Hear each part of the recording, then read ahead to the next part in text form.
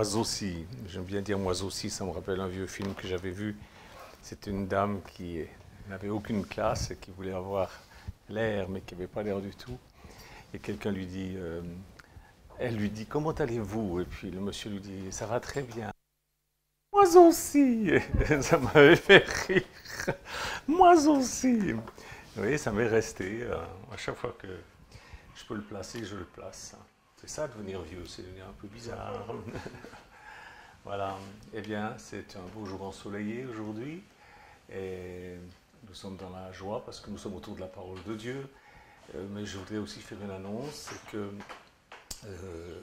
vous aurez deux vidéos aujourd'hui. La vidéo de cette prédication qui va être mise sans doute demain ou après-demain. Mais vous allez avoir une vidéo supplémentaire. C'est un hommage en souvenir de notre frère Éric Jacques qui nous a quittés il y a un mois. Éric Jacques, c'était le papa de Lucas, Élise, Timothy, c'était le mari de ma fille, de notre fille Mélodie. Et il est parti après 11 ans de maladie, une sclérose en plaques. C'est une maladie terrible et il est parti dans la paix. Et nous étions là, Mélodie et moi, et Mélodie lui parlait d'amour jusqu'au bout, et Eric lui a dit tu es forte. Et puis on l'a vu partir, et il va y avoir une vidéo, c'est un hommage que la communauté veut lui rendre. C'était un homme qui était très près de moi, il avait des révélations toujours qui m'aidaient beaucoup. Il était c'est un homme très spirituel, très gentil, très doux, très fort. Voilà, je voulais vous dire ça et vous verrez cette vidéo que ma fille et mes petits-enfants désiraient faire à Philippe Naves. C'est lui qui s'est donné la peine de faire tout ce montage et Mélodie m'a dit que c'est très beau. Voilà, Dieu vous bénisse. On va passer à la lecture de la parole de Dieu dans Philippiens 3, versets 12 à 15. Philippiens 3, 12 à 15. On peut lire déjà un peu avant, on va dire à partir du verset 8. C'est pour lui, pour Jésus, que j'ai renoncé à tout et que je considère tout comme des déchets afin de gagner le Messie et d'être trouvé uni à lui, non selon ma propre justice, grâce à des pratiques légalistes, mais selon la justice qui vient de la fidélité du Messie, la justice qui vient de Dieu par la confiance en lui. Vous avez compris? Il a renoncé à tout, nous aussi on a renoncé à tout, hein. On est parti, on a tout laissé parce qu'on voulait s'attacher à Jésus-Christ et vivre dans la paix avec lui. Mais nous savons bien que la justice, c'est pas ça qui nous rend juste. Ce qui nous rend juste, c'est qu'il a payé le prix pour que nous soyons justifiés.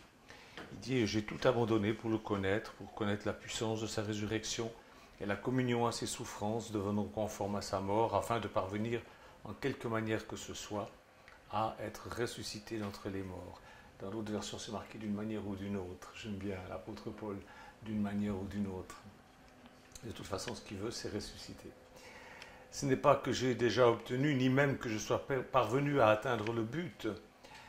Mais, non, il dit non, mais je continue à poursuivre ce but dans l'espoir de saisir ce pourquoi le Messie Yeshua m'a saisi.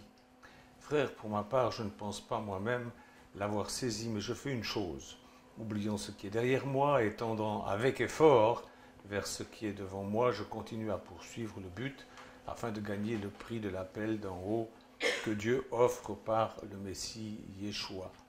C'est pourquoi nous qui sommes matures, préoccupons-nous de cela, et si vous avez quelques points d'autres opinions sur ces choses, cela, Dieu vous le révélera aussi. Quoi qu'il en soit, que notre conduite soit à la hauteur du niveau que nous avons déjà atteint. Que Dieu soit béni. Vous voyez, dans d'autres versions, il parle de la perfection qu'il n'a pas encore atteint. Et là, ça transpire un petit peu moins dans cette version-là.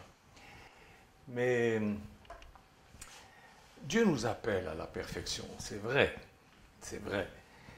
Et beaucoup de chrétiens se découragent parce qu'ils essayent et ils n'y arrivent pas. Ils essayent, mais ils n'y arrivent pas à atteindre cette perfection. Eh bien, je vais vous dire quelque chose ce matin. Ça fait 50 ans que j'ai donné ma vie à Jésus-Christ. Eh bien, je n'ai pas encore atteint le but, moi non plus. Je sais, ça ne va pas vous consoler, mais je vous dis, voilà, moi-même qui prêche l'évangile, prie pour les malades, il y a des miracles, c'est extraordinaire, même des résurrections, je n'ai pas atteint la perfection. Ce n'est pas parce que je suis parfait que Dieu bénit comme ça mon ministère, ce n'est pas ça du tout. Mais j'ai un secret, et je vais vous le partager, je veux le partager avec vous. Mon secret, pour ne jamais être découragé, c'est que je regarde la perfection comme un but à atteindre, mais pas comme un but que je peux vraiment atteindre, mais comme un inaccessible but. Et parce que je sais que c'est inaccessible, alors ça me pousse à continuer. Vous comprenez la chose? Je vais développer la chose. Ça me permet d'oser continuer à aller de l'avant. Sinon, je me découragerais, comme beaucoup se découragent et s'arrêtent au bord du chemin. Cette perfection, elle est trop grande pour moi, alors je la regarde comme un inaccessible à irradier. J'explique. Irradier, c'est émettre des rayons lumineux, visibles ou pas. C'est ça, irradier. Irradier, c'est rayonner. L'irradiation, c'est un mouvement. C'est un mouvement qui part du centre, du cœur, et qui rayonne dans tous les sens, dans toutes les directions. Pour irradier la perfection, il faut commencer par être heureux. Il faut que vous vous occupiez de vous. Et ce n'est pas parce que tu es parfait que tu es heureux. Tu es heureux parce que Jésus t'aime comme tu es, avec tes imperfections. Il t'aime comme ça. Alors, te sachant aimé tel que tu es par Dieu, tu peux irradier quelque chose de bon qu'il t'a donné. Il te l'a donné. La bonté de Jésus envers toi l'a poussé à te pardonner. Et ce pardon de Jésus, tu l'as reçu dans ton cœur. Et tu peux donc irradier de la bonté, rayonner de bonté, pardonner comme il t'a pardonné, donner ce qu'il t'a donné, irradier. Le pardon qu'il t'a donné, ça lui a coûté très cher. Et le pardon que tu accordes aux autres peut te coûter aussi très cher. D'ailleurs, je dois même dire que si ça ne te coûte rien, c'est que ton pardon ne vaut rien. Il y a des gens qui viennent des fois chez moi, qui me disent « Oh, mais est-ce que tu peux être rancunier alors ?»« Oh, mais moi je pardonne. Fou, c'est facile pour moi. » Pardon. Pardon. C'est impossible de pardonner facilement. Ça dépend. Si on te marche sur le pied, voilà, ça va. Mais il y a des choses. Est-ce que ça a été facile à Jésus de nous pardonner? Non, ça lui a coûté très cher. Il a été déshonoré, il a été fouetté, il a été abandonné, il a été crucifié, il en est mort. Et les gens viennent me dire « Oh, mais moi je pardonne facilement. »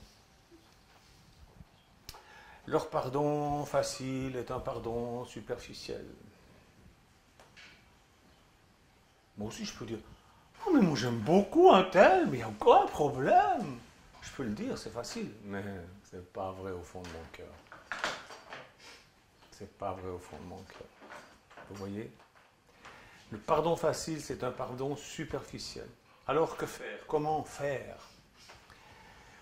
Tu as le pardon de Jésus dans ton cœur puisqu'il te l'a donné, alors irradie-le à travers les nuages. Il y a des nuages. Les rayons du soleil irradient à travers les nuages. Alors tu me diras, oui, mais moi je ne suis pas le soleil, Jésus est le soleil de justice, il est parfait, lui il peut rayonner en tout temps, voilà, etc. etc. Bon, c'est pas parce que tu n'es pas le soleil que tu dois forcément être un nuage noir. D'accord? Choisis d'être le soleil. Même s'il y a des nuages noirs, choisis d'être le soleil, puis irradie, traverse tout ça. Commence déjà par apprendre ce que Dieu te demande, et que ce qu'il te demande, c'est inaccessible. Commence par apprendre ça. Ce que Dieu te demande, c'est inaccessible. Et vis dans cette inaccessibilité. Tu vas t'habituer à te faire confiance sans raison. Parce que c'est là le problème. Le problème, c'est pas que tu es imparfait, ça tout le monde le sait, hein, que tu es imparfait. Tout le monde le sait. Ton problème, c'est que tu veux que ta raison te dise que tu es parfait. Mais elle ne te le dira jamais parce qu'elle est honnête. Ah, enfin, à moins qu'elle soit folle. Hein. Il y en a qui se croyaient parfaits. Hein. Elle ne pourra jamais te dire que tu es parfait. Il faut juste que tu le crois. Il faut juste que tu crois que tu es parfait parce que Jésus t'a rendu parfait en mourant et en ressuscitant. Il t'a rendu parfait, il a mis sur ton compte sa perfection, il a pris sur lui ton péché, tu es parfait, ok, j'y crois. Même si ta raison dit que ce n'est pas vrai. La raison passe par-dessus. Et puisque Jésus dit que je suis parfait en lui, je vais irradier de la perfection timidement au début, et puis de plus en plus. Je vais marcher, je vais courir de progrès en progrès. L'apôtre Paul dit, je n'ai pas atteint, mais je cours vers le but. Il y en a qui ne peuvent même pas courir, ils peuvent marcher, mais faites-le au moins. Heureux, ça veut dire être en marche. Avez-vous remarqué que souvent, les gens attendent de vous ce que vous n'êtes pas? Ce sont des illusions. Ça, c'est une chose que les gens s'attendent à ce que vous soyez ce que vous n'êtes pas. Mais pourquoi vous faire souffrir en attendant d'être ce que vous n'êtes pas et ce que vous ne serez jamais sur cette terre? Pourquoi? Vous n'êtes pas parfait. Vous n'êtes parfait que par la foi en ce que Jésus a fait pour vous. Dieu vous voit parfait. Dieu voit le monde entier au travers du voile du sang de Jésus-Christ qui nous a purifiés de tout péché. Et un jour, il lèvera le voile et il jugera tout ça. Mais pour le moment, il ne juge pas.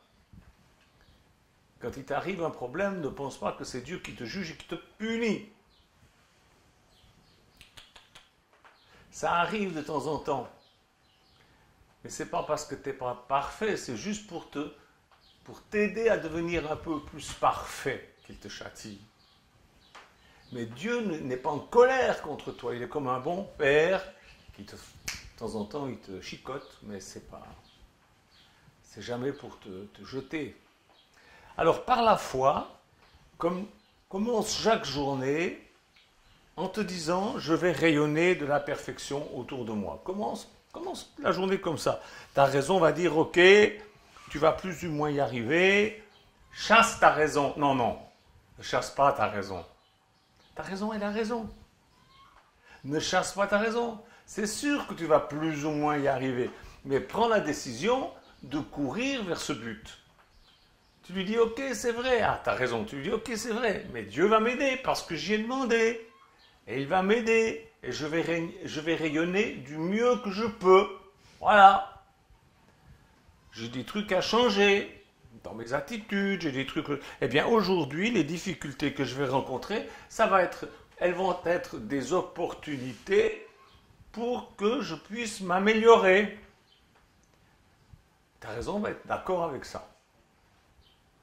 Il ne faut pas aller contre ta raison. Il ne faut pas chasser ta raison. Je sais que ce soir, en me couchant, je ne vais pas pouvoir dire « Waouh, aujourd'hui j'ai été parfait !» Non, c'est impossible. Mais par contre, je pourrais dire, j'ai couru vers la perfection, vers cette inaccessible perfection, mais j'ai couru dans la bonne direction. Et de cela, je suis fier. Je suis content. Merci Seigneur. Est-ce que tu vois ce que je veux dire? C'est important. C'est très important. N'aie pas peur d'être toi-même. N'aie pas peur d'être toi-même. Dieu te connaît tel que tu es, tu ne peux rien lui cacher. Alors pourquoi est-ce que tu es gêné d'être la personne que tu es? Tu n'es pas parfait? Et alors? Voilà une belle affaire. Ah tiens, Rachel, tu n'es pas parfaite? Ben alors, je suis déçu. Ben non, tout le monde sait bien que Rachel n'est pas parfaite. Mais qui est parfait? Personne n'est parfait. Quelle affaire! Qui est parfait à part Jésus-Christ?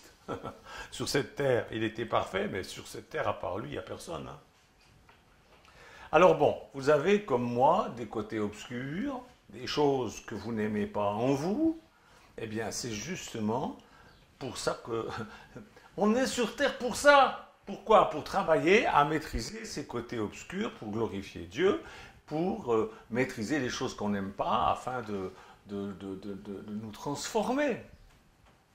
Et c'est tout à votre gloire de courir vers la perfection. Il n'y a que les imparfaits qui courent vers la perfection. Et si vous avez conscience d'être imparfait, mais réjouissez-vous, au moins vous êtes normal. Vous n'êtes pas parfait, mais vous êtes normal. Vous avez compris que vous êtes imparfait. Et vous courez vers cette inaccessible perfection, jour après jour. Ceux qui ne courent pas vers la perfection, ils ont un problème. Soit ils pensent qu'ils sont déjà parfaits, et là c'est l'hôpital psychiatrique directement, ou alors YouTube. YouTube. Tous ces petits gamins qui viennent prêcher un évangile infernal, n'est-ce pas? Ils se croient inspirés, tout, ils ont l'air parfaits. Ils me font rire. Soit ils se sont découragés, ceux qui pensent que... Ils se sont découragés en chemin, et puis ils sont résignés, et puis c'est terrible pour eux. Alors qu'est-ce que vous faites là, quand vous êtes en train de m'écouter? Vous faites quoi? M'écouter, ce n'est pas apprendre des informations, ce n'est pas écouter des informations puis les apprendre. Non, m'écouter, c'est se laisser transformer réellement. C'est la parole de Dieu qui fait son chemin en vous. C'est la parole de Dieu qui est vivante, soit qu'elle soit lue, soit qu'elle soit prêchée, qu'elle soit écrite ou qu'elle soit prêchée. La parole de Dieu est vivante pour renouveler votre intelligence, pour vous transformer de l'intérieur. Ce n'est pas de l'orgueil de ma part quand je vous dis que ce que j'ai à vous dire, c'est pour votre bien. Et que cela peut vous transformer. Ce n'est pas de l'orgueil. Je suis au même point que vous. Ces paroles me font autant de bien qu'à vous. Mais ce que je vous dis ne vous fera aucun bien si vous ne voulez rien changer à votre façon de vivre. Alors beaucoup disent, moi je veux changer. Mais ils font rien. Ils font rien. Vous savez, là il dit, hein, avec effort. Pas pour être sauvé. Mais pour se plaire à soi-même et pour plaire à Dieu, puis pour plaire aux autres, on fait des efforts. Pas pour être sauvé. Vous savez, ce que vous faites, si vous m'écoutez et que vous ne vous laissez pas transformer, eh bien, vous êtes en train de prendre un vaccin. Là, maintenant, en ce moment-là, vous êtes en train de prendre un vaccin. Vous m'écoutez, vous prenez un vaccin. Pourquoi? Parce que vous ne voulez rien changer. Vous prenez juste suffisamment de vérité pour être immunisé contre la vérité. Je vous en supplie, arrêtez. Arrêtez. Un vaccin, ce n'est pas ça qu'il vous faut. Vous devez vivre et pas seulement exister en tant qu'être résigné. La parole de Dieu écrite ou prêchée, elle est vivante, il faut que vous la receviez dans le but de courir vers la perfection. Pas dans le but de vous auto-accuser ou de vous glorifier de quelque chose, mais de vous donner la force pour continuer à persévérer, à courir vers cette inaccessible perfection. Vous avez besoin de courir vers la perfection autant que moi, autant que l'apôtre Paul. Heureusement que l'apôtre Paul a écrit ça. Parce que ni moi, ni vous, ni Paul n'avons encore atteint ce but. Vous croyez, vous, que Paul l'a atteint avant de mourir? Non! Vous allez me dire, tu as eu une révélation? Non! Simplement, je ne suis pas stupide. Paul n'a pas atteint la perfection de son vivant. Personne. Personne. Donc, courir vers la perfection, c'est courir vers l'inaccessible. Vous ne serez jamais parfait sur cette terre. Jamais. Faites-vous à cette idée et allez de l'avant. Où? Vers l'inaccessible perfection. Faites des progrès. Faisons chaque jour quelques progrès. Faisons chaque jour... vous savez, Jésus dit, à chaque jour suffit sa peine. Son effort. Et c'est en faisant ça que la parole de Dieu devient vivante en vous et que vous devenez vivant. Être chrétien, c'est être vivant. C'est pas connaître la doctrine la plus parfaite. Non, monsieur. Je dirais pas de non, mais là, j'ai des gens qui m'écrivent des doctrines à n'en plus finir. Mais qu'est-ce qu'ils vivent? Mais qu'est-ce qu'ils vivent? Ils me racontent un peu ce qu'ils vivent. Eh ben, mon vieux, j'aime mieux être dans ma peau que dans la leur. Prenez conscience que ce que je vous dis là, c'est vrai. Être chrétien, c'est être vivant. C'est être vivant au milieu des gens. C'est être le plus lumineux possible dans votre famille. Je vais vous dire quelque chose d'un peu choc. Vous savez, les gens qui sont morts hier, ils avaient tous des projets pour ce matin. Hein. Ils avaient aussi des plans pour ce soir. Et paf, en un clin d'œil, tout a changé. Alors toi qui m'écoutes là, vis, aime de tout ton cœur. Tu sais pas si tu seras encore là demain. Tu sais pas. Alors aime du mieux que tu peux. Peut-être il suffira de décrocher ton téléphone, appeler quelqu'un à qui tu fais la gueule depuis des semaines. Pas pour lui dire, pas pour essayer d'arranger des bidons, mais juste pour lui dire, oh, au fait, tu sais, après tout, toute cette histoire, moi, ce qui compte, c'est que moi, je t'aime bien. Vous voyez, et puis c'est tout. Et puis s'il commence à dire, non, que je t'ai pas appelé pour qu'on s'explique, pour qu'on essaie de savoir qui c'est qui a raison, qui c'est qui a tort. Simplement, je voulais te dire, je t'aime bien, voilà. Écoute, je te rappelle un de ces jours, mais réfléchis à ce que je te dis. Moi, je t'aime bien. J'espère que tu m'aimes bien aussi. Allez, au revoir. Bye. Dieu te bénisse. Voilà. Vous avez déjà fait un pas vers la perfection. Il y a des choses qui ne vous plaisent pas en vous. Eh bien, créez la personne que Dieu veut que vous soyez. C'est à vous que ça appartient, puisqu'il dit courez vers la perfection. Faites des efforts.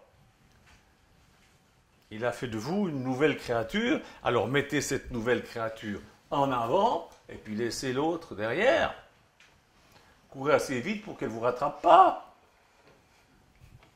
Mais ne croyez pas que vous allez arriver à atteindre cette inaccessible perfection en jeûnant, en priant, en allant à des séminaires ou à des séances d'hypnose. Jamais. Jamais. Croyez ce que je vous dis. Marchez, faites des efforts, courez vers la perfection en vous souvenant qu'elle est inaccessible. Que vous ne l'atteindrez pas. Sur cette terre, vous ne l'atteindrez pas. Faites des petits progrès. Jour après jour. C'est ça que Dieu attend de vous. Et faites ces progrès pour vous faire plaisir à vous. Si c'est pour faire plaisir aux autres, vous allez vous fatiguer. Faites-vous plaisir à vous. Et ensuite, faire plaisir à Dieu et aux autres. Mais d'abord à vous. D'avoir cette fierté de dire, voilà, j'ai réussi à vaincre cette mauvaise habitude. Ah, j'ai réussi à avoir une attitude différente. Normalement, dans cette situation-là, j'aurais foncé dans l'art, mais là, j'ai réussi à avoir la bonne attitude. Je suis fier de moi. Voilà, faites des choses pour être fier de vous. Et puis ensuite, ça fera du bien aux autres. Puis ça glorifiera Dieu. Dieu dira, bravo, je suis content. Vous savez pourquoi? Vous ne pouvez pas plaire à tout le monde. Vous ne pouvez pas. Et puis même, c'est déconseillé parce que plaire à tout le monde, ça veut dire que vous plairiez à n'importe qui. Moi, je suis désolé, je ne peux pas plaire à n'importe qui. Vous devez tout faire pour vous plaire à vous-même, pour vous faire plaisir, changer des choses que vous n'aimez pas dans votre personnalité pour vous faire plaisir. C'est comme pour la chirurgie esthétique. Je parlais de ça avec une sœur hier, avant-hier. Je dis un bon chirurgien esthétique, la première chose qu'il vous demande quand vous allez dans son cabinet, il vous demande, mais pourquoi vous voulez, qu'est-ce que vous voulez et pourquoi vous le voulez? Si vous dites, c'est pour faire plaisir à ma femme, eh bien, un bon chirurgien esthétique va refuser de vous opérer. Vous devez le faire pour votre plaisir à vous. C'est comme ça. Sinon, après, vous risquez de regretter. Oui, c'est pour ça qu'on entend tant de gens qui disent oui, après tout le bien que j'ai fait. Oui. Tu l'as fait pourquoi? Pour lui faire plaisir ou pour te faire... Vous devez tout faire pour vous plaire à vous-même, pour vous faire plaisir et pour faire plaisir à Dieu et aussi accessoirement aux autres, mais on n'y arrive pas toujours, les autres sont tellement complexes. Ce qui fait plaisir à Dieu, c'est que tu cours de l'avant et que tu fasses de ton mieux. C'est ça qui plaît à Dieu. C'est ça qui plaît à Dieu. Quand il te voit faire ça, il t'aide. Il bénit ton travail. La Bible dit que Dieu bénit l'œuvre de nos mains, c'est-à-dire quand tu cours, il bénit l'œuvre de tes pieds. Quand tu vas de l'avant, il bénit ce que tu fais, il ne peut pas bénir ce que tu ne fais pas. Il ne peut pas bénir tes intentions, il bénit tes actes. Alors, quand Dieu te voit faire des efforts, comme Paul dit, pour pouvoir atteindre ce but inaccessible, il est content et il te bénit, il t'aide. Tu vois? C'est comme ça. Je sais que ce que je te dis là, c'est vrai, et que c'est oui et amen, oui et amen. Ça fait 50 ans. Croyez-moi, j'ai eu le temps de faire le tour de la chose, c'est comme ça et c'est pas autrement. Que Dieu vous bénisse. Amen. Merci Jésus de bénir mes frères et sœurs, et si ce que je leur ai dit les bouleversifie un petit peu, bah, tant mieux, qu'ils puissent y réfléchir devant toi et se mettre à faire ce que tu attends d'eux et qu'ils fassent des efforts non pour être sauvés, mais pour se faire plaisir à eux, à toi et aux autres. Merci Jésus. Sois béni mon Seigneur. Amen. Amen. Au revoir mes frères et sœurs. Dieu vous bénisse.